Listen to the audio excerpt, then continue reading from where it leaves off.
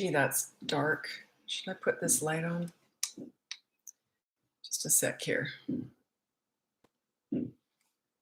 My upstairs neighbor doing some construction, I guess. Okay, let me see. Jeez. Is that better? I'm way too lit up. Sorry.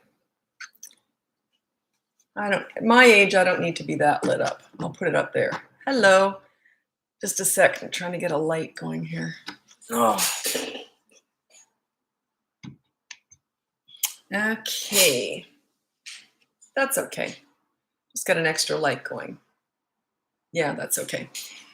Okay, I'm doing my second live today. Every so often I do a late night one because I get people from different countries, different parts of the world who have different time schedules, and I've been asked to do a late night one, so I'm doing one now. You know, I'm not very good at night. I am a morning person, so if I look a little bit sleepy and I'm talking slower, you'll know why. Anyway, so I won't even bother asking where you're from because it'll be a shorter one because it is nighttime and I'm no good at night. So it's almost 9:30 at night. Whoo, past my bedtime. Anyway, so I'm just going to get right into your parenting questions. I'm a parenting coach. If you go on my website, it's bratbusters.com. You can hire me for coaching, buy one of my courses, or download my free behavior board. That's on my website, bratbusters.com. The behavior board has you on it too. That's what makes it unique. You have to be accountable. You have to show kids how this is done. Oh, goodness. 9 o'clock, 9:30. Wow. Okay, wake up, Lisa. Okay. I'm also filming on YouTube these days. That's where I'm saving these lives. So, but my audience is on TikTok. So that's why if you're on YouTube and you're seeing this, I'm talking to TikTok. Okay. So I had a really good request from, I've had parents ask this before. Okay, so I'll get into that. But they asked me to do a whole series on how you talk to kids, body language, tone of voice, how you talk to kids when you're disciplining. So I just did a video on that. And if it does well, I'll do a whole bunch more if you'd like me to actually show you how you talk to kids when you're disciplining them. Different ages, very different with different ages. Very different. So yeah, this was a 7-year-old example I think I just did. Anyway. Do you have any cleaning tips with a toddler and a newborn? What's a good schedule? Cleaning. Oh my God, are you serious? I love cleaning. Don't even get me started. I love to clean. Are you serious? You want me to talk about cleaning on here? No one's ever asked me that on this channel. Yeah, cleaning tip. Really? You want to know about cleaning from me on this channel? Or is it a typo? Anyway, you just got me all excited. I love cleaning. Anyway, I'm a real fussy person, and I'm very organized, and it's my personality. Kids, pets, I had a house full of kids and pets, and my house always looked exactly the same. That was a real priority with me, I just maintain clean. Plus, I'm more of a minimalist. I don't keep a lot of stuff around. So for me to clean up is really easy because I just don't have a lot of stuff around. I don't have a lot of stuff to move, to clean. So, and plus I maintain clean. I never clean dirty. So, but yeah, and I did everything every single day. I cleaned bathrooms and kitchens every single day, floors every single day. I did laundry every single day, but it was just a little bit because if you're doing it, I'd rather do a little bit all the time than wait till it got dirty. But anyways, okay, that's enough. I could literally just do a whole channel talking about nothing but cleaning and organizing. I don't want to because I'd have to actually do videos and edit, and I don't do that. So, but you know, you have to actually show what you do, and I'm lousy at that. But yeah, cleaning, I love to clean. Okay, laundry tips. Do laundry every single day. I also had my kids in cloth nappies. I raised them in Australia. They're called nappies over there. They're diapers. So I had a bucket full of solution with diapers in there. And yeah, I did laundry every single day. And it was in Australia, and I can remember it got so hot there that when I was hanging, and these diapers in Australia are very different from the ones that were here for babies. They are like terry towel, thick terry towel, like thick diapers. So when you put these diapers, you use the same size diapers on a newborn, you just double everything up than you do on a toddler. And when you lay the newborn down, their bum is way up in the air because the diaper's so huge. So anyway, that's what I used on my kids. But anyway, yeah, I use cloth diapers, and I just did laundry every single day, but I'd hang up the laundry on the big whirly line. And when I was finished hanging up The laundry, by the time I got to what I'd first started hanging up, it was already dry. That's how hot it got there. Boy, it was hot.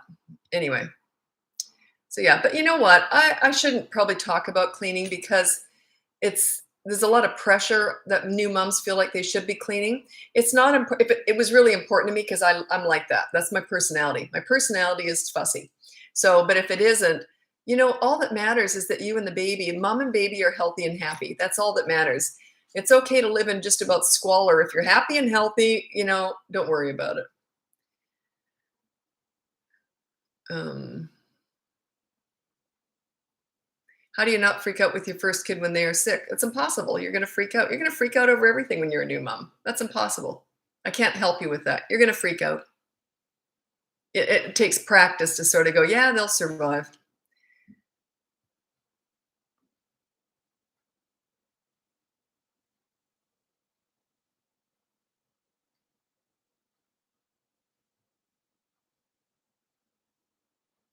Oh, 2.5-year-old when frustrated or mad, he puts his hands out and acting like he is freezing us like Elsa. I know Elsa's some movie. I don't know. I've never seen it.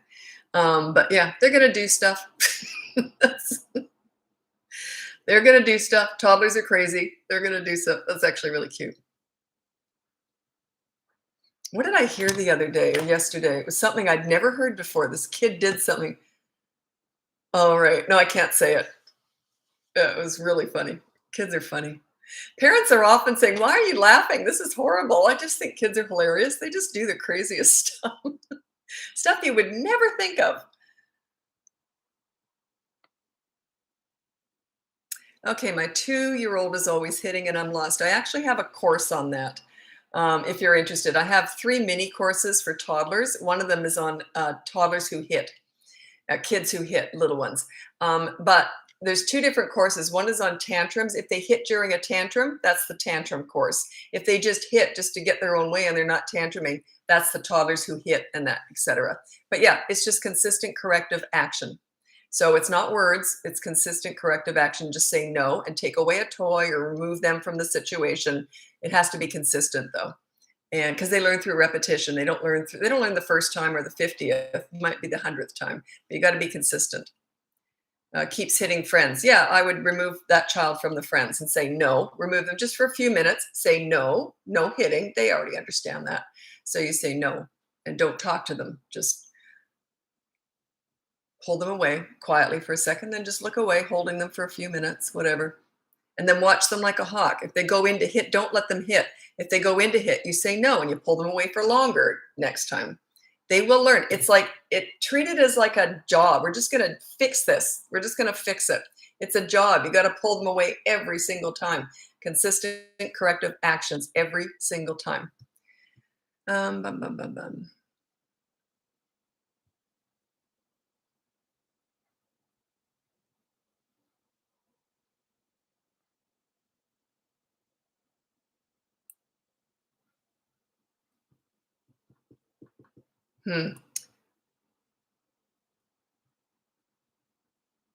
It's a different crowd. The questions are very different tonight. I'm never on this late. Like maybe once a month I might come on this late. It's 9:30 here in Vancouver, Canada, and I'm lousy at nighttime. Like I'm just not a night person. My brain turns to mush.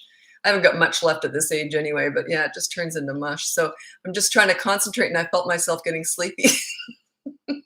I'm often in bed by 9. I'm a morning person.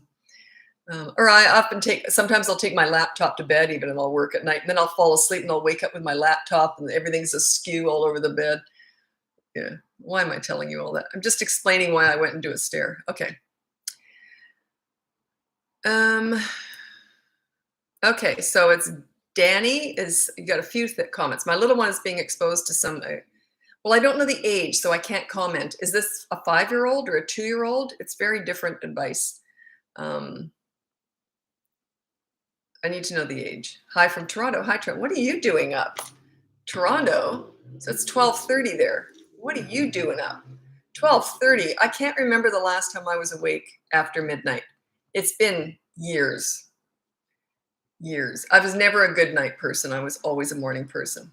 I'm one of those cheery morning people. I'm quite nauseating. Morning! Okay. Do not address talking back at all. How can we gain respect? 10-year-old. I don't address attitude, but I do address if they say anything particularly rude, like shut up or they call you a name, then I would put that on the behavior board. No name calling or no bad words. But if they've just got attitude, like snotty like that, you can't address that. You can try. Good luck. Let me know how that goes. You can't. It's just a symptom of a lack of respect.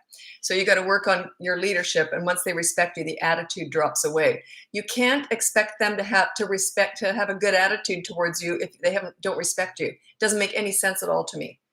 They're going to have a bad attitude towards you if they don't respect you. So that just means they don't respect you. It's just a symptom of the lack of respect. You get respect, the attitude goes away. Parents want to address the attitude, but it's not how it works. Work on yourself, work on your leadership skills, the attitude drops away. It's just the way it goes. My 2-year-old is jealous of my newborn. Yeah, you can't prepare a toddler for a newborn. How on earth could you? You can barely prepare for that first child. Imagine when they get a little sibling. Like, how can you possibly prepare them for that? Just, there's all sorts of advice out there on how to get them a little baby that they can help and get you stuff and help. Good luck with that. Like, they're just going to adjust. It just takes time. It can take months. Imagine, they're in the hospital and they're holding their little new, and I love you. And you go, oh my God, what a wonderful big brother you're going to be. You get home and they're chucking that baby on the floor. Like they don't understand that loud, stinky thing that takes their parents away from them is permanent. They just don't understand that until it actually happens. And then they rebel. It's just going to take time. Just try and spend time with them. All the normal stuff, but it's just a big adjustment. That's one of my most challenging things. It's not crisis work. Crisis work is the most challenging stuff with teenagers, but that's a really challenging thing for me to deal with because it's just a process. You're going to have to wait it out. It's a bit of a time game, right? You can't explain that to them. Do you have any suggestions on disciplining an autistic child? I do not, because that is a coaching issue. That's more of a specialty issue. It's not something that I discuss on TikTok. So if you want to hire me, it's not just one session, because the first session I got to assess the situation. Then we try stuff. I always say I throw mud at the wall in that first session. The second session we assess what did and didn't work, because every autistic child is unique. They tend to have different things that set them off, different things that they relate to. Depends where they are on the spectrum, blah, blah, blah. But anyway, it's a coaching issue. You can hire me for that on bratbusters.com if you're interested. That's not something I can generalize here. How to gain respect from a 10-year-old. That's that same one. So they don't talk back. Start with my behavior board. It's my teaching tool. It's what I use with all my clients. Some parents get results with that on their own. Others, like I always say, you give away for free what to do, but then you have to pay me to learn how to do it. It still tells you how to do the behavior board, but if you really need that one-on-one attention, you're going to have to hire me and we'll explain it all together. But the behavior board, it's all written out there, how you make it work. There's just so many different ways it could go. That's the thing. That's coaching. That's where it gets more personal and specialized. But yeah, get the behavior board. You get rules and consequences for every family member, including you. And you'll see. Just get the behavior board and check it out. If you want my help, you have to hire me for that. Little one is 5. Now I forgot your questions, though. That's the problem. Remember, it's nighttime. I'm no good at night. I know. You had 3 different questions, 3 different comments down there, but I forgot them all because I said how old. Whenever I say that, I should say you're going to have to rewrite the questions because otherwise I'll forget. And I can't go back. I get dizzy if I scroll back. I get vertigo. I'm old. It happens. Wait till you're in your 60s. You'll see what I mean. Your balance gets up. That's why you see old people falling down all the time. It's not that they're not strong enough to stand up. We just start to lose our balance. I get it. It's weird. Anyway, I won't complain about being old. I like being in my 60s, actually. How much educational time should a 14-month-old have? My nanny gives my twins very little free play. Kids should be able to be kids. I'm not into accelerated learning at all. I want to go on about it. I'm not a believer of accelerated learning. Children learn through play. I don't like those flashcards or anything. I have my reasons. If you really want to know, I'll go on about it, but it might not pertain to very many people. It used to be very trendy years ago. Now it's not so much. I don't like accelerated learning. Let them be kids, let them play, let them drool, let them smear their poop on the wall if they're going to do, like, just let them be babies, right? Let them be toddlers. Don't try and force the learning. They got a lot of years of that coming up. How to stop constant lying of a 5-year-old. Go on my behavior board. You don't put attitude on there, but you put lying on there. That's a thing that you can put on there. You don't put yelling for the kids, but you can put no lying. And it's kind of twofold. If they are compulsive liars, you got to catch them in a lie, and then you've got to have a consequence for the lie. This is how you catch them in a lie. You say, I think you were lying. Just say it like it is. I think you were lying. And then they, no, I wasn't. No, I wasn't. Say, okay, well, tell me exactly what happened. And you write it all out like you're a reporter. You're taking notes and make it look official, taking notes and everything. It kind of makes them sweat a little bit. And then about an hour later with a 5-year-old, say, can you please tell me that story again? Blah, blah. If the story stays the same, they might be telling the truth, but you already know they're lying usually anyway. But as they get older, they get a bit more clever. If they're lying, they'll change the story. There'll be pertinent facts changed because they're going to fix it up. So then you say, okay, I'm calling it a lie, and this is the consequence. Do not argue that. Do not argue any of this. Once you've laid down the law, make it happen. How to stop a 1-year-old from shouting? I haven't got a clue. They're just one. They're going to shout. Potentially don't give it any attention. Just turn your head, look the other way if they yell. And then when they stop yelling, you can just talk to them again. But it's repetition. Do you have a response to that preschool teacher that trashed everything you said in your TikTok? I did a TikTok video. My daughter knew exactly what I was doing. I just did a recent TikTok video because what was happening was when I first came on TikTok, I got trashed like big time because I'm threatening a lot of people. Because I'm not, there's a lot of trendy stuff out there that I really hate. And I don't know what anyone else is teaching. It's just what my clients tell me. But I don't know I never look at anybody else. I have no idea who's out there. I purposely avoid all that. I don't get into the mess, right? I ignore the crazy. So anyway, but then I wasn't getting much hate. I looked through the comments and I thought, where's all these haters? Am I not relevant anymore? Am I not shaking things up anymore? So I did that video on stop telling me to not ignore tantrums or whatever, because I knew that would bring them out of the woodwork, and it did. So that if anyone's trashing me, you got to consider the source. Like, who's going to do that? Could you imagine me going on someone's channel and trashing them? Like, it's just it's icky. But I knew I would pull them out again. I thought, oh, good, I'm still relevant. So it was a bit of a test. I knew it was going to I knew it was going to be a video that would do very well. And I was definitely pushing buttons there just to see if they're still threatened by me, which means I'm relevant, which means I'm shaking things up, which is what I'm doing, right? I want to shake things up because the trends that are going on right now, I know where they're headed. Most people teaching that stuff have young kids. They don't have experience with teenagers like I do. I know where that's headed. It's not good. So anyway, but yeah, I don't know any preschool I don't know anybody. Like, I have no idea who's talking, who they are.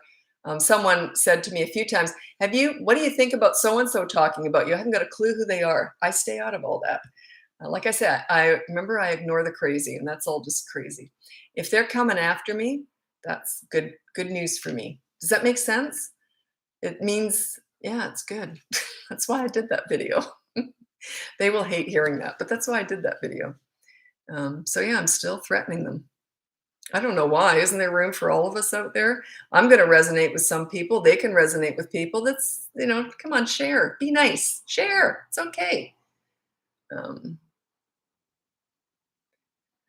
Learn bad behavior at school, aggressive, ongoing. Now I forgot the age. You got to put the age in the question. Was that 5? It's driving me nuts now. I'm going to have to go back, even though I get dizzy. 5. Okay, 5. Learning bad stuff at school. Okay, here's the thing. I call it the leadership umbrella. When you're really good, when you're a really good leader for your kids, by the age of anywhere between 3.5 to 3 3/4, they carry your leadership umbrella everywhere they go. So when they respect you, they tend to respect everybody. and themselves. It's just the way it is.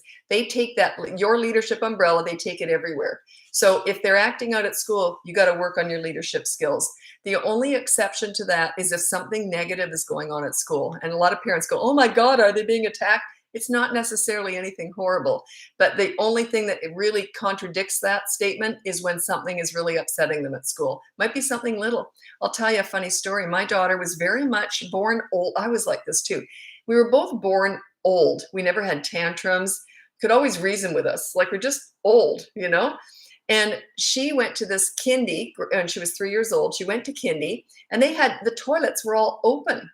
Like they weren't, there was no door, no cover. She just couldn't go. So she, and it was in Australia, it was hot there, like really hot, like tropics, right? And she wouldn't drink or eat anything all day because she didn't want to go to the toilet where everyone could see her going.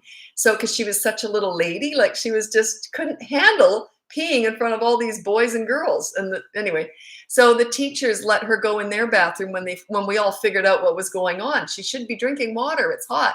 But anyway, so you never know how they interpret things. I'm going to tell you this really cute story. There was a little boy. He was about, I don't know, 8 years old. I don't know. Anyway, it was just a cute story. And this mom decided that he can wait at the bus stop, school bus stop, all by himself. So she did a dry run. She showed him, this is the bus stop. You come here, and then the bus will come pick you up and go to school, you know, da, da, da, da. So she explained it all. Do you know what he did? You would never have thought of this. Like, I wouldn't have thought of this. He went to the bus stop. The bus wasn't there, so he walked home all by himself, and then he was scared because no one was there. He didn't know he had to stand and wait for the bus. That's the one thing Mom didn't tell him. The bus will not be just coming along the second you get there. So he didn't know that. They just interpret things. They have no experience in life. So, you know, they just interpret things differently. Anyway, yeah, work on your leadership skills. If they're disruptive at school, generally means you're not a leader at home, generally. Because kids who have leaders at home never disrupt at school, unless there's something bad going on there, something that upsets them.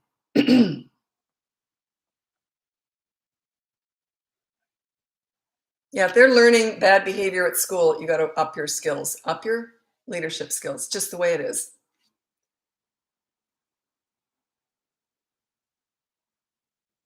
Oh, 4-year-old starting school, but has, pardon me, it's nighttime, so I'm no good at night. 4-year-old starting school, but has separation anxiety. Any tips on how to make it easier? Do the dump and run. You just do it quick. It's like pulling a Band-Aid. Okay, and you say, when you're saying goodbye, you say, okay, love you. I'll see you at, so you say when you're coming back. So your last word should be, I'll see you later. I'll see you, not I'm leaving now. I'll be back, you know, but say, I'll see you after school, or I'll see you at 3, or whatever it is. And then just dump and run. Then go cry in the parking lot like I did. But don't let them see you get upset while you're on late. Yeah, I'm no good at night. I'm just lousy. But every so often I'll get requests from parents that live in different countries to come on late. And it's a different me. I mean, I'm just not good at night. Just my brain's on half power here. Okay. And plus, I find these relaxing. So I'm already sleepy. And then this is like meditation to me. I just find these lives really relaxing. So here I am, half asleep, and I'm meditating. If I snore and fall into my mic, can you just yell at me? Oh, gosh. Yes, I'm in Oz, and this is great. Excellent. Whereabouts? Sheridan. My son was born in Sydney. We were there for 1 year. And then my daughter was born in Brisbane at the Wesley, and we were there for 15 years. So I moved back here with my kids. My mom got ill. That's why we moved back. And I moved back here in 2005. Yeah, I love Australia. It was agony to leave. I never left because I wanted to. I was there for so many years. It was home. And yeah, it was awful. I haven't been back. I don't even know if I could visit because I didn't ever want to leave. It's not that I mean, I love Canada too, but you know, I thought when I moved there, I thought that was it for life. And then my mom got ill. She was very funny. We were very close, and she died in my arms. It was beautiful. Anyway, so she was very funny, and she goes, because I had to move back not to care for her, like, you know, like she didn't have to move in with me, but she needed her daughter, right? She had a stroke and she wasn't doing great. Anyway, so she says, yeah, I tried to just die, but she goes, unfortunately, I just got sick, so you had to move back. Because if she just died, I wouldn't have had to move. She was very funny. Okay.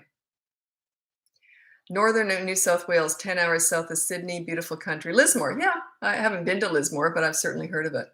Um, 10 hours south. Wow. Yeah, we were out. Oh, I won't go into it. No one else is going to know what we're talking about. But yeah, I don't sound Australian. And the whole time I was there, like it was almost 20 years I was there, I never picked up an Aussie accent. I picked up all the slang. I had not one North American friend in all those years, not one. So I was completely ensconced with Aussies and Kiwis and Poms. And so, but yeah, I had not one wouldn't you think I would have met one North American the whole time I was there? Isn't that odd? I didn't search them out though, because I was just wanted to become Australian, right? So, but yeah, isn't that weird though? In all those years, I never had one North American friend come visit. Yeah, I don't think I can. I would find it very hard to go back there because I had to leave. I didn't want to leave. I'll get back one day, maybe. Okay. Um, Can you please tell me what I can do when my 3-year-old talks back? Well, I don't know what they're saying. If they're just being a bit snarky, just ignore it. Yeah, just say whatever. Like attitude, I don't address. At the most, I would say whatever. My mom, she was so funny. If I had ever acted out with her or done anything, this would have been my mother. Are you kidding me with this? I would have been embarrassed because I really looked up to her. I would have been embarrassed. And same with my kids. If my kids had ever acted out or been cheeky, I would have gone, what you doing? What you talking about? Like so you just sort of treat it like whatever. Like it doesn't bother me. Body language, so important. So important. And get the behavior board. It's free on my website, bratbusters.com. And it'll show you it starts at the age of 3, and it'll show you how to start disciplining because they only back talk because they don't respect you. That's just a symptom of lack of respect. So that means you just have to work on your leadership skills. We're never fixing kids. We're teaching parents here, right? I'm teaching you how to be a leader. When you're a leader, your kids don't talk back to you. My kids might have talked back to their dad when they were really little. But yeah, that didn't last long, and they didn't talk back to me. So yeah, set yourself up as a leader, and that it just takes care of itself.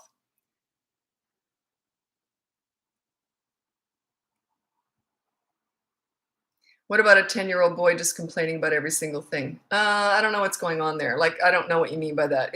Usually they're spoiled if they do that. Do you give in to everything? Okay, I'll tell you a funny story. Both my kids tried this. They were probably, I don't know, 8 years old when they both tried it. And they must have heard it from somewhere, must have gone to a friend's house and heard this because my kids never whined or anything like this. And my son was the older one. He said to me, I'm bored, in that tone of voice. And I was like, where's this coming from? Like, I just never heard him talk like that before. He said, I'm bored. And I knew he'd pick that up from somewhere. So I might have been 5. So I said to him, oh, my precious angel, are you bored? Come with mommy. And I took him in the laundry room, filled up a bucket and gave him a mop. He never said he was bored again. So yeah. So if your child's whining, deal with it, something like that. Funny thing is, years later, my daughter said the exact same thing, and my son went like this because he knew I was going to be filling up that mop bucket. So yeah, if they're complaining all the time, just go, whatever. Like, I don't address that kind of stuff. You must be reacting to it. By the way, if they're doing stuff like that, if they're just complaining about everything, it must mean it works. Kids only do what works. So it must mean it upsets you or you give in to it.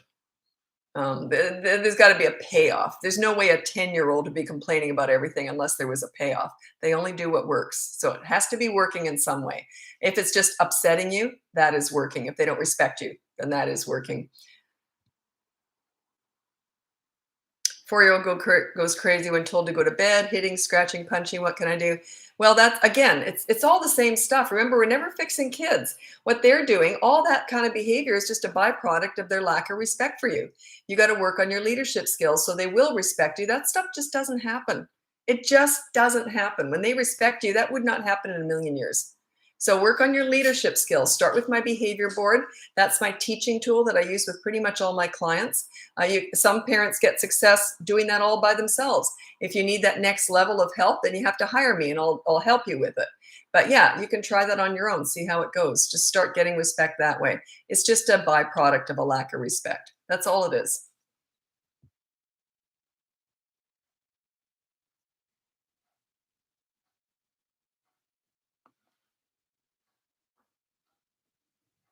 You're talking about your toddler throwing stuff and all that. Toddlers are crazy. Don't try and figure them out. They're just brand new, fresh human beings. They've got one marble and some tumbleweed floating around in there. The best tip I can give you is do what I did. I completely childproofed my whole house. So I never had to say no to them.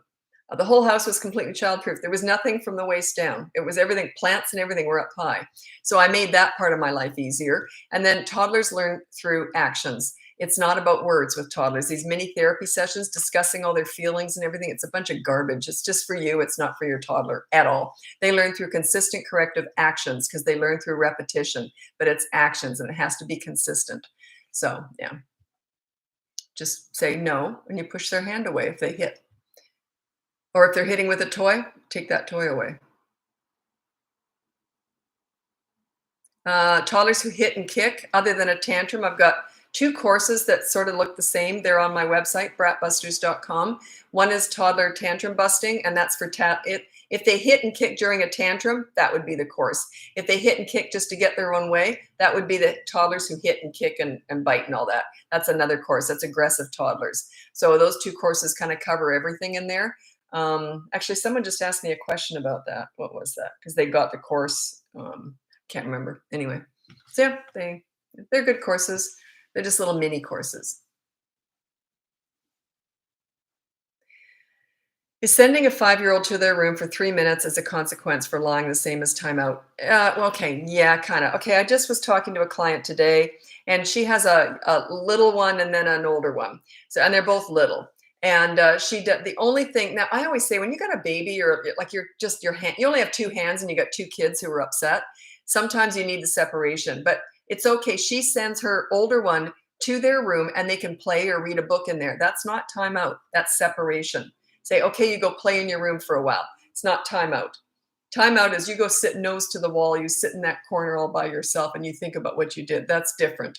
But yeah, sending the room to 3 minutes, the consequence for lying, it's not really a consequence. So yeah, I think that's kind of like timeout the way it's worded there. I wouldn't do that.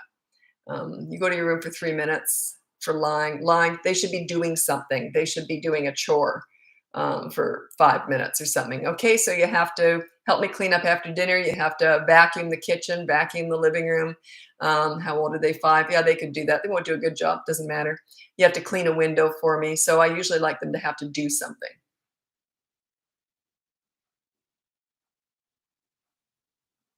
The behavior board starts at the age of 3. That's when cognitively they can start to reason. Um, I say, okay, we're going to go to your room to take a break, but he flips out. So, yeah, it's just not a great one. The only reason that I kind of agreed to it with this client today was because it worked. I said, if that becomes a bigger scene, don't do it. But it was actually working because the child was quite happy to go in their room and just play on their own for a while. So it was just separation.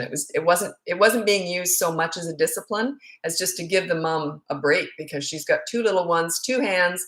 She's got two little ones. So sometimes I have to compromise my advice, like, and it's not always going to be perfect. That's what coaching's all about. It's a lot of compromising sometimes. I'm pretty set in my ways with a lot of this, but sometimes especially if mom has a new baby, how on earth is she supposed to deal with everything physically if she's got a baby attached to her boob? Sometimes you just have to compromise things. They're not as effective, but I have to. Bum, bum, bum, bum. Thank you. I've got a ton of your videos saved for future reference. I work from the teenage years backward because that's my specialty is teenagers. I know what builds them. I've lived with them. I've worked with them. I understand teenagers. So I work backwards. I think I want to get you into those teen years easily. I want you to sail through them like I did. I want you to enjoy them like I did. So yeah, I work backwards. I know what builds resentment and I know what builds respect into those teen years. There's the old-fashioned authority style parenting where it's my way or the highway. I'm your parent. You do what I say. That's my final word. There's no discussing it. That's the old-fashioned authority. Then you've got the pleaser, which is very trendy right now, discussing all their big feelings and emotions. That's the pleaser parent, okay? If you're going to err on, I'm the leader. I'm nothing like either one of them. If you are going to err on the side of the authority or the pleaser, authority. It builds stronger kids. You're going to have resentment, but the pleaser has just as much resentment in the teen years. A lot of that stuff backfires big time in those teen years. They just railroad right over you. They wipe their feet on you if you're the pleaser parent. And they raise weaker children, high maintenance, um, me, self-entitled snowflakes that can't handle anything, tend to have more fragile mental health. The authority builds stronger young people. So yeah, the pleaser parent is my nemesis in this business. It's what I'm up against, and I'm very up for the fight. Like, I'm very up for it. I've been doing this for 17 years, and that's what I'm up against, is this pleaser parent. And yeah, it's not good.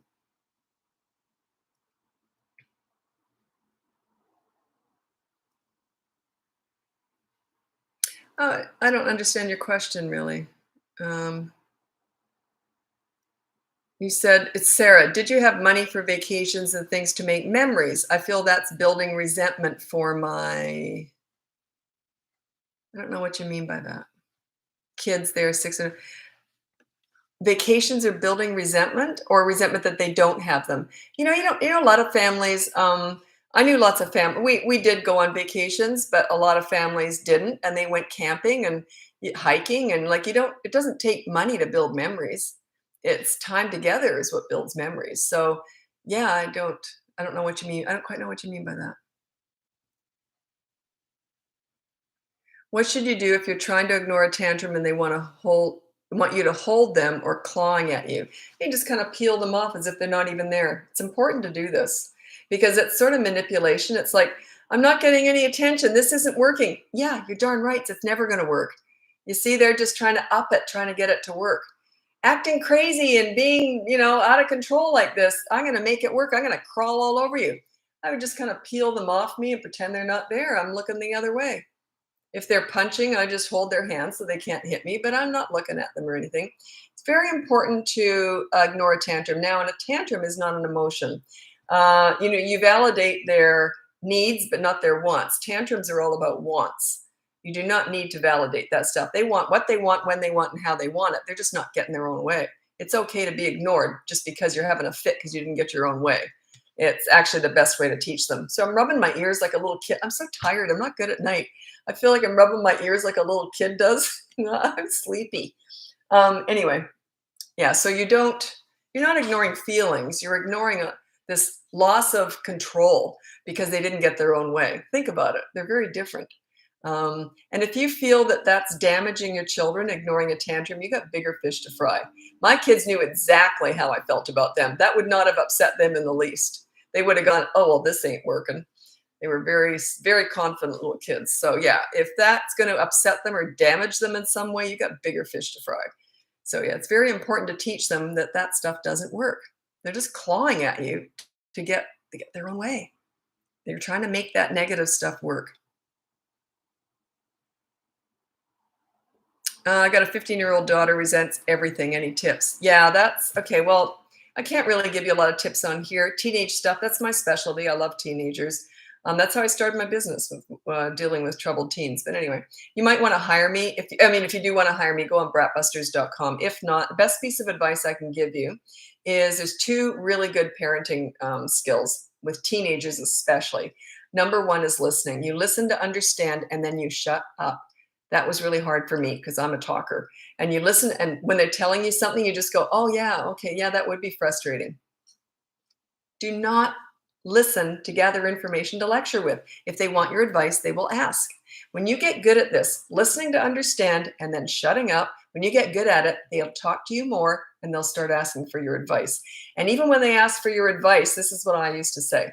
Well, what do you think I should do, Mom? I don't know. What do you think you should do?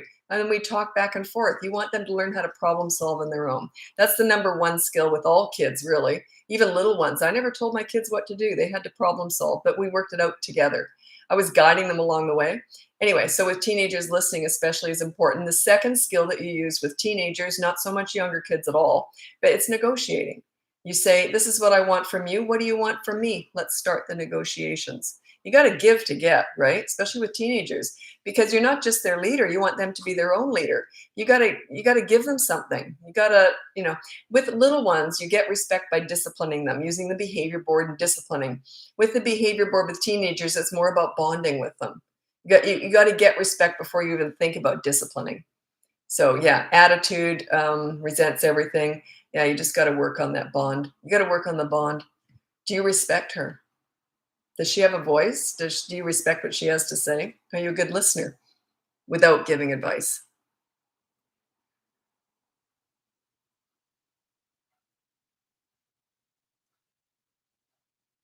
Yeah, we are more authority, which resulted in both my stepkids at 14 living with mom, the pleaser. Yeah, I got a lot to say about that, but I won't go into it here. Um, that wouldn't have happened. It doesn't always happen. Depends on what kind of parent you are, what they're getting from you. The authority, I'm the leader. They wouldn't leave a leader, but they would leave an authority to go to a pleaser, but they wouldn't leave a leader to go to a pleaser or an authority. Leader's very different. My mom was a leader. I told my mom everything. I just idolized my mother. My dad was more the pleaser, but I had mom balancing. He was the treat guy. I could do no wrong. He died when I was young, unfortunately, but he was a sweetheart. But my mom was the disciplinarian. She was definitely the leader. Yeah, if I'd ever acted out with my mother, I can still remember that look. She was always seemed to be sitting down. She'd be like this. If I ever did anything, and I go, oops, I didn't. I wanted to please her. I love my mom, and she was the best listener in the world. Everyone loved my mom. So you got to work on your leadership skills. Listen to understand, and then shut up. Hard to do, yes, but it works. And then negotiate everything.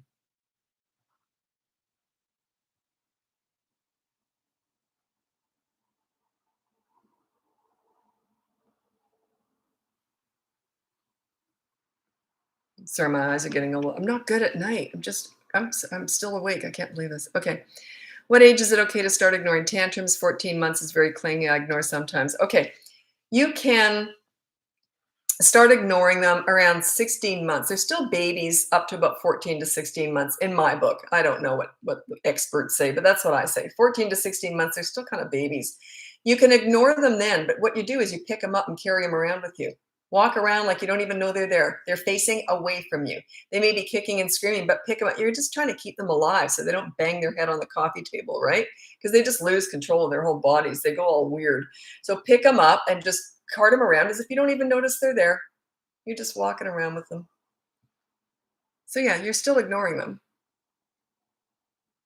My mom always gave you that one face. Yeah, my mom would also, if I ever did anything ridiculous, which I didn't usually, I was a pretty mature kid, bit of a pest too, I'm sure. But anyways, I talked a lot, never shut up. Anyway, my mom would, if I ever said anything that I was just out of, just wrong, she would look at me and go, "Are you kidding me with this?" Like, that was my mom. Are you kidding me with this? Like, what are you trying? And I'd get embarrassed because I would just get embarrassed. I didn't like it when my mom talked to me like that, like I was acting ridiculous. I had a lot of pride. New here is timeout. Oh, you are new here. I hate timeout.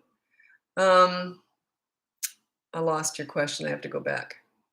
No, I don't. Where is it? Something about timeout. Okay, new here. Is timeout a recommended approach for 3-year-old? I hate timeout, can't stand it, never did it, never will. To me, timeout is mean. It's like you go over there, you're not even worth talking to. You go over there, I don't even want to talk to you. Ugh, go nose to wall, sit in that corner. And then you think about what you did. Then after you're finished, then I'm going to come over and lecture you about everything you did wrong. We're going to discuss all your big feelings and big emotions and all that stuff. It's just garbage. It's just awful. So yeah, don't do timeout. They're 3 years old. They can go on that behavior board. It's free on my website, bratbusters.com. Someone just signed up. I have a couple different ways of signing up, and someone just signed up on an old way that I never do. I don't even know how they found that, but I get that. Oh, I know what they would do. Yeah, anyway. So I've got a couple different ways of getting the behavior board. So you've got the old one. It's the same information. It's just not quite as fancy. But anyway, it's the same information. He just wants to be carried. Yeah, pick them up, but cart them around like you don't even know they're there. They're a sack of flour. You're just walking around with them. Um, because when they're really little, you are giving terrible parenting advice. I missed out on people like that for a long time. That's why I did that recent video. I just talked about that earlier. I did it was a little bit of a push to see if I'm still relevant. Anyone who comes on here with all the hate and everything, that means I'm pushing buttons. I'm upsetting you. That means that I'm making a difference. And that's what I need to do that. So I'm upsetting the apple cart here. I'm very aware of that. But yeah, I just did that video because no one was sending hate my way. When I first came on TikTok, I got tons of it. then I thought, what, am I not shaking anyone up anymore? And then of course I did that recent video that went really big, and then I'm getting all the hate back again. You're doing the same thing, ignoring them then. Okay. I used your Bratbuster board and has done wonders for our household. So thank you. Oh, excellent. I love that. I love that. Most people are not going to hire me to work with, it costs money to hire me, right? So most people aren't. So that's why that behavior board, that was very well thought out. Like the way I tried to put as much information in there to help you get some success on your own. If you're dealing with big problems, then you might want to hire me, or if you want to fast track it too. But I love hearing that people are doing well with that on there without me, because that'll always be free. That's free on my website. I love your advice. It helped me with my teens so much. Working on the toddler now. You got a teen and a toddler. So you're doing that on your own. My advice on here has helped you with your teenager. I don't hear that much on TikTok. So, and you haven't been I don't know if you were a client or not.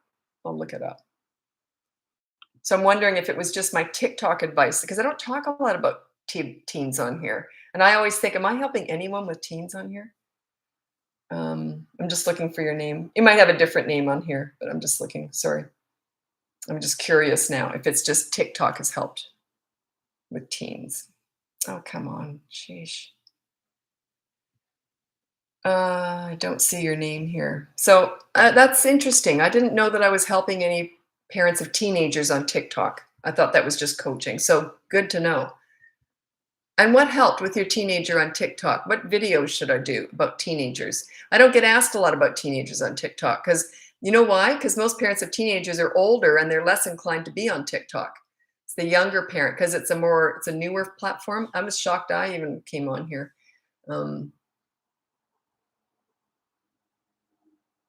You're my favorite TikTok account. Oh, thanks so much for that. I appreciate that. It was here. You did amazing. What was it? Was it you helped me here? How did I help you? Was it on a live or a video? Because if it's a video, I would love some video ideas, especially with teenagers. Because so much stuff I work with teenagers is crisis work, so I can't really discuss. I don't want to scare younger parents on here, so I don't tend to talk about the crisis stuff. But I do that all in coaching. Well, I'm thrilled. I'm absolutely thrilled. Was it the listening? Probably the listening, right? Listening to understand and then just shutting up. Boy, I had a hard time with that. Okay. Help me connect with him. Excellent. Excellent. On live. Perfect. I'm absolutely thrilled. Thanks so much for sharing that. So what I did was evidently what I helped Gabriel with was connecting with, he was so distant with me and hiding in his room all the time. You taught me how to connect. Oh, was that the being furniture sitting beside him while he's playing video games? Was it all that? I'm going to do another video on that, how to connect with your teenager. Because I was furniture with my son. I'll explain that in a minute in case anyone else is listening. And for future, when you got teenagers, especially teenage boys. Yes. Okay, good. Yes. Okay, how to connect with teenagers. I'll tell you what I did. My son was about, he was 14, and I'm very cheery in the morning. I'm a morning person. And every single morning, he'd be in the kitchen first, and I'd go in there, and his back was to me. He'd be at the sink, and I'd go, "Morning, sweetie, how are you?" And he'd turn around, "Morning, Mom, I'm fine. I love you, sweetie. Love you too, Mom." His voice was cracking. One morning, I get up, and I go, "Morning, sweetie, how are you?" And he turns around, and he goes, "Morning, Mom." He just turned into a man overnight. His voice stopped cracking. He got more like distant. He didn't want to chat about everything. Like we were like girlfriends almost. And then he just became a man, right?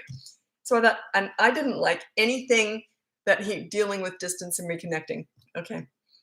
Distance and so anyway, I didn't like anything he liked. He liked video games, heavy metal music. What else? Yeah, just, I had how do I connect with this kid, right? teenage boy. I'm a single mom too. So how on earth am I going to connect with this kid? So I thought, well, I'd worked with troubled teens. That's different. He wasn't a troubled teen. So I didn't, it's like I didn't even know what to do with a good teenager, like an easy one. So I thought, how do I connect with him? So what I did was I just became furniture. I went down the rec room where he had his gaming set up, and I just sat on the couch beside him with a magazine, not a phone, nothing really distracting, just flipping through a magazine, just looking up at the screen when he was playing. Next thing you know, he's handing me, mine was all about the gaming too, yeah. Next thing you know, he's handing me a controller and I'm playing with him. The next thing you know, he's making me a playlist of his heavy metal music. He found some songs that I would like. So I entered his world, but I waited till I was invited. I made myself very available, very obvious that I wanted to be invited, but I didn't push myself on him. I didn't say, hey, you want to hang out at the mall? I didn't, you don't do stuff like that. But I was just there. I was just showing an interest. Anyway, I'm going to tell you a funny story. He was playing this, or we, supposedly, just a sec. We're playing this game. I just thought I heard something creepy. Nope. Anyway, we're playing this game where it was like a racing, doing laps. So anyway, and we take turns. He'd do a race lap with this race car. Then I would do it. And I was horrible. I'm always hitting the side rail, going off cliffs and everything. I'm horrible at this stuff. So he goes to the bathroom and he says, I'll be right back. He goes to the bathroom and I did a lap. It was unbelievable. It was perfect. Like I couldn't believe it. He didn't even see it. He's in the bathroom and I'm doing this perfect lap. I'm yelling at him. He's in the bathroom. And, you should see, I'm just killing it. And he comes out and he's looking at me like I'm crazy. And I said, you should have seen it. I just killed it. I just went right around like 6 times, didn't hit a guardrail, and I was going fast. And he's looking, he says, that was my instant replay. He put on his replay and I thought I was doing it. So we bonded over how stupid I was, and we just had a blast. Like it was great. Then we really got into Guitar Hero and did that together. But still, it was respectful. I wasn't hanging out with them all the time. You know, I didn't push myself on them, but that's how we bonded. You enter their world, but you're just around waiting till you're invited. You don't push yourselves on them. You wait till you're invited. But anyway, then he had friends over. This is even dumber. This is how dumb I am. Then he had friends over one day, like, I don't know when, a few months later or something. He has friends over. And then he says, oh, come on, Mom, show them how well you play. And because we had been practicing more and I was getting a little bit better. Sure enough, he did another replay and I thought I was doing it. And his friends are looking at him like they're all laughing at me. So you can enter their world. I didn't care if I was a laughing stock. I was part of his world. It was all happening. So yeah. Anyway, bonding with teenagers can be very tricky, but it's doable. You just got to know how to do it.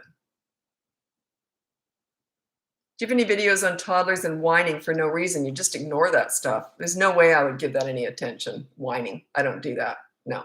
Just ignore it. Whining gets them, if there's no payoff for it, they'll just stop doing it. If you just completely ignore it, they'll just lose interest. They'll move on to something else. 2-year-old has sensory issues. Any tips? That could be a lot of different things. That's a very broad term, and it's very unique. They're all completely different. So I don't know what to tell you. If you want my help, you'd have to hire me so I could assess your specific sensory issue problems with your son. Like or your 2-year-old. They're all different. So I can't generalize with that. Someone said, oh, you've helped me so much. I don't know how I could ever help you. Spread the word. Spread the word about how you bond with your teenagers and how you listen to understand, not listen to gather information to lecture with. Spread the word, tell your friends. That's how you bond, because I loved the teenagers with my kids and I mentored troubled teens who I really loved them. And took me a minute to figure out how to do it. But anyway, so I love teenagers. They are so smart because they're smarter than us because their brain cells aren't dying off. They're at their peak intelligence. So you'll never outsmart them. You can out-wisdom them, and you can be very humble with them. Show them your vulnerable side. Don't try and outsmart them, though. Big mistake. Such a mom thing to do. What, with the gaming? You know what's so dumb is that I did it twice. What a dope. Anyway, I was, I'll just tell you this kind of funny story. I used to chase my kids around. I used to call myself the panty monster. On laundry day, which was every day, I'd put all the clean panties on my head and the legs were the eye holes. So I'd run around the house chasing them, the panty monster. So every so often, maybe once every year or two, when they were teenagers, I'd walk past them with underpants on my head, but I wouldn't say anything. I'd just walk past, especially fun when they had friends over. Anyway, one day my son was about 18 and he had friends over down the rec room and I had to walk through getting the laundry. So I just put underpants on my head and walked past all him and all his friends. And he said, "Mom, enough with the underpants on the head." I thought it was funny. I still thought it was, his friends were like, "What the heck?" Secret is you don't say anything. You just walk by as if nothing's nothing's askew. Yeah, Mom, enough with the underpants on the head. I still thought it was funny.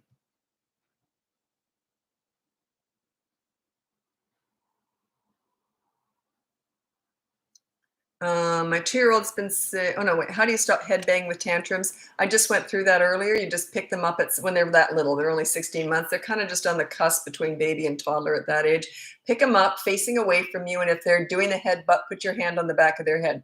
You just walk around like they're a sack of flour. You don't talk to them. You don't look at them. They're just walking around. So you're still ignoring the tantrum, but you're just keeping them alive, basically. You're just keeping them safe. They know you love them. Don't worry about that. They're going to keep screaming to get what they want. It's only about not getting what they want. That's all a tantrum is. They just didn't get what they want, when they want, how they wanted it. Unless you're not meeting their needs. Their needs are food, shelter. Like if they're hungry, you're tired and they're tantruming, then you got to feed them or get them in bed. But otherwise, just cart them around as if you don't even know they're there.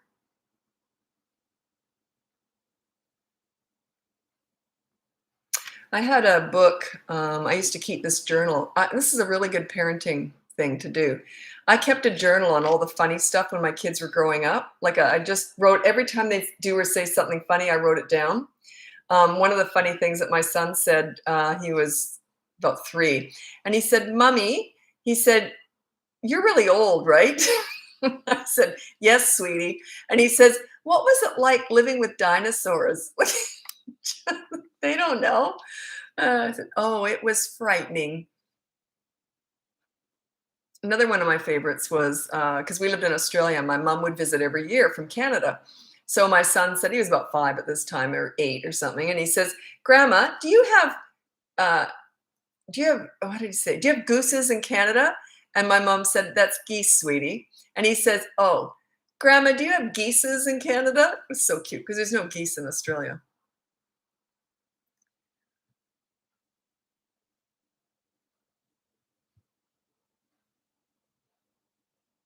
"You've helped me to get my son to stop hitting me when mad." Excellent. What did I say? Was it just did you buy that course, or was it just hitting you when it's mad? Just the consistent corrective actions. Was it the consistent corrective actions? Because they learn through repetition when they're little.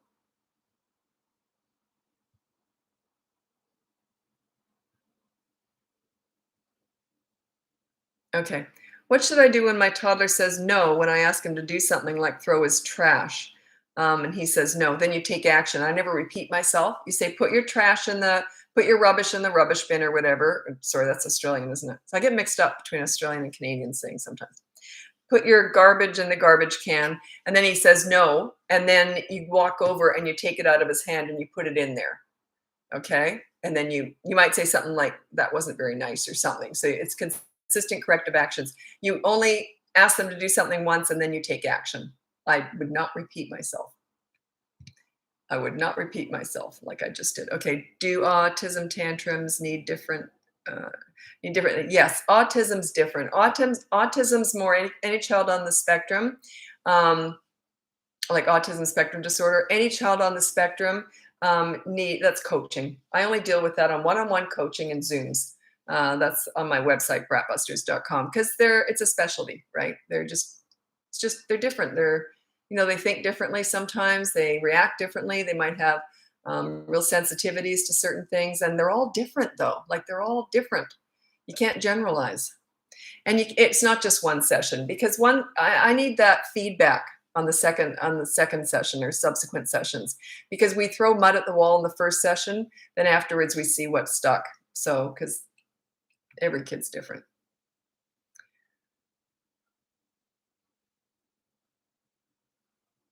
I had my newborn. Do you think my 13-month-old can get jealous? Some do and some don't.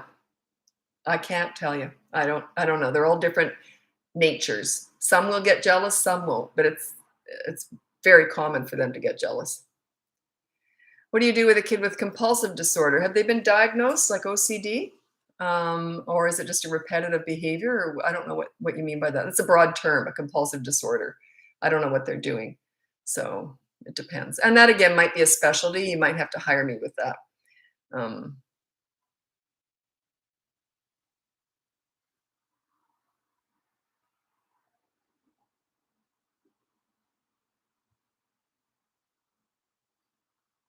Oh, I'm just so thrilled I helped that mom, that Gabriel, with her teenager, because I'm always thinking, it's mostly toddler questions on here, um, because TikTok is more the young moms on TikTok.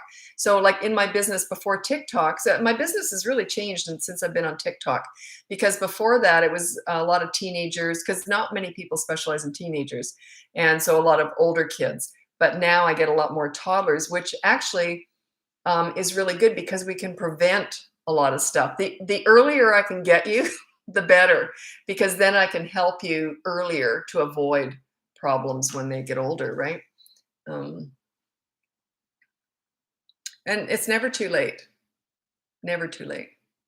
With teenagers too, if you're struggling, you have to do some repair work first.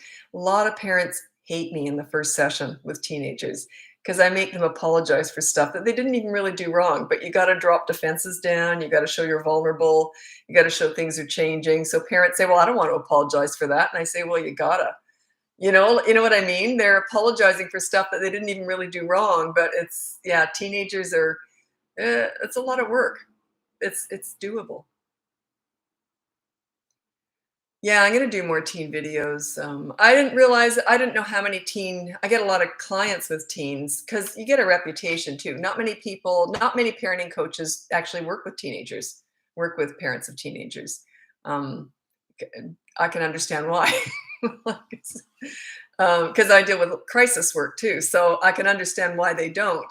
But I don't want to scare younger parents on here either, so that's why I don't talk about any crisis stuff on here. Plus, I'll get kicked out of TikTok because some of the words are get you kicked out. So I remember years and years ago, I used to do a lot of TV, and I used to be called to do the news. Like if something had happened with a teenager, they'd call me in to discuss the news story. So it was on like 6 o'clock news or whatever. And one time I was a regular, and one time they introduced me. This was 15 years ago or whatever.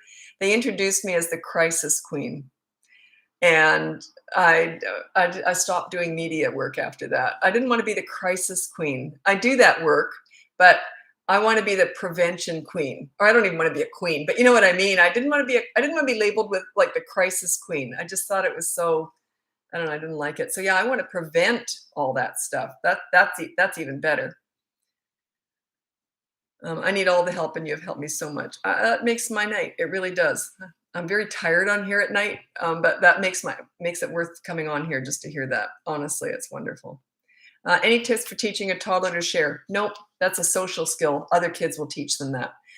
Generally, if they're toddlers. So if they're 1 and 2 years old, you can't teach them. By the time they're 3, you can start. Like a toddler to me is a 1 and 2 year old. Preschooler is 3 and 4. 5 to 8 is child. 9 to 12 is tween or preteen, and then 13 is teenager.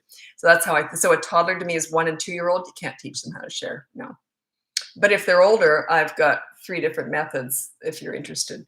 You can ask me about that if they're older. But 1 and 2 year old, you can't teach them how to share. Nope. They have no concept of that. Like, I want it and I want it now, and I don't want you to have it. That's pretty much all they're thinking.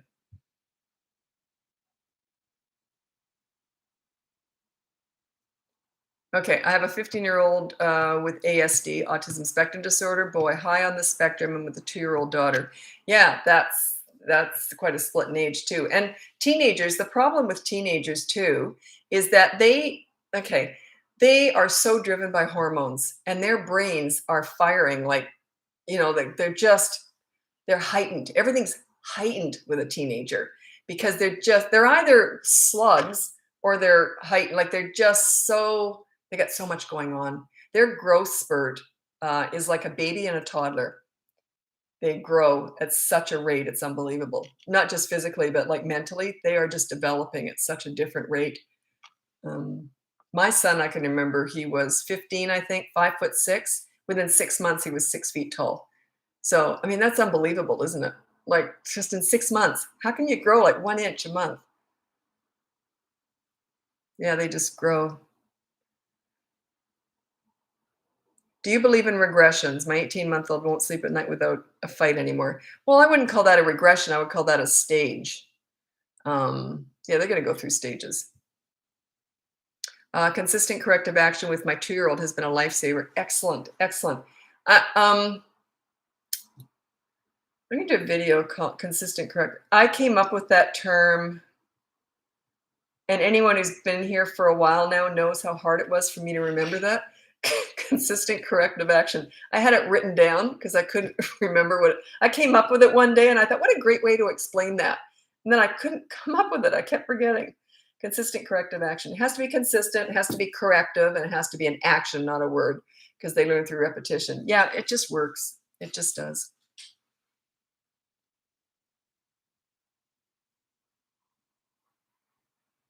Another thing too with younger kids too, tweens, but teens is it's a lot of give and very little take. A lot of parents say, "Well, you know what I do for them all the time?" And I'm like, "Yeah, I know." But they don't even consider my feelings. And I'm like, "Right."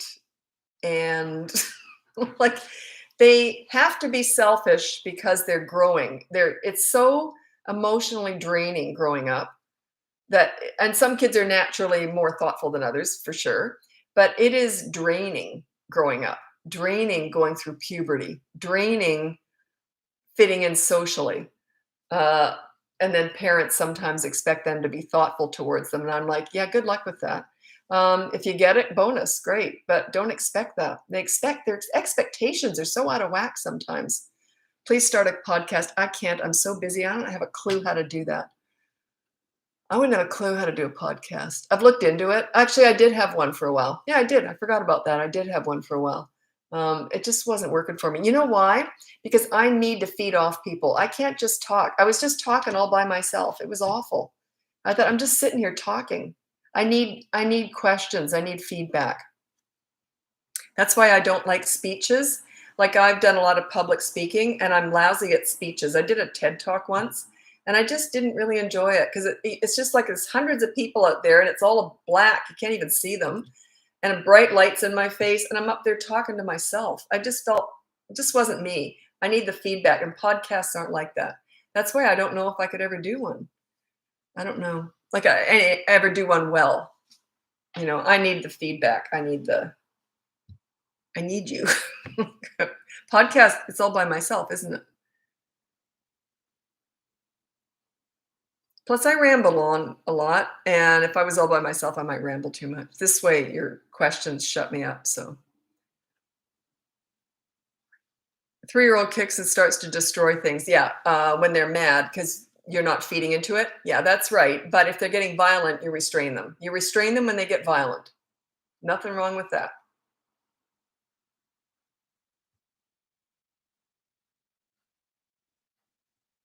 Yeah, I've got that written down. Consistent corrective action. I'll do another video. I've done a few of them. I've got a playlist on toddlers. There's a lot of stuff in there, but I've never done one called consistent corrective action. What age should I start disciplining toddlers? Now, you can discipline a baby, and I'll tell you what you do. Like I was looking after, now I always think, is this baby 8 months old or 10 months old? I can't remember. Anyway, I was looking after these babies somewhere. I don't know where. I was in a hospital or so. I don't know where I was. I've gone everywhere. Anyway, there was two babies there, and one was a biter. They just turned and bit. Some kids are just like that. I think it was 8 months old, turned and bit the other one's head. And the other one started crying, and the baby started laughing because it was just a game to this baby. It's just a baby, right? So I said to the baby, and I didn't know this baby either. And I said to them, I pulled them away and I said, no, you have to say it so carefully. You say it, you don't want them to cry. You want them to look at you, but you don't want to make them cry when you say no. So I just said, no. And then I just kind of looked away. And then when the baby went in for another bite, I did it again. And I said, no. And then the baby, I think it was the third time, the baby went to bite and then looked up at me and didn't bite. I was stunned at that. Like they learned how to not bite in that moment. A baby, like, but they weren't crying, they weren't upset, they were just watching me. They were feeding off my energy. And I thought, wow, that, so you can actually discipline a baby, but that's how you do it. You don't ever want to make a baby cry when you're disciplining them because, yeah, you don't want to scare them or anything. But yeah, you can discipline babies, but it's not really discipline. Is that really discipline? I don't know. Why are you ignoring me? Well, I just read that comment, so I'm not ignoring you. Okay.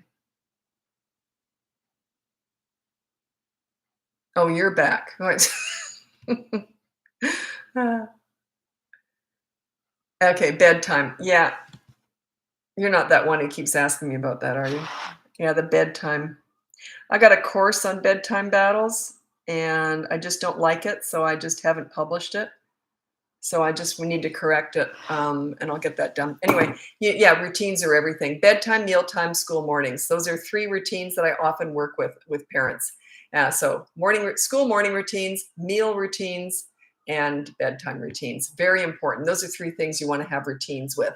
And set out the routine, and the bedtime routine usually takes an hour. Then when you put them to bed, you say you stay in bed, you do not get up again. Just a sec. I live downtown.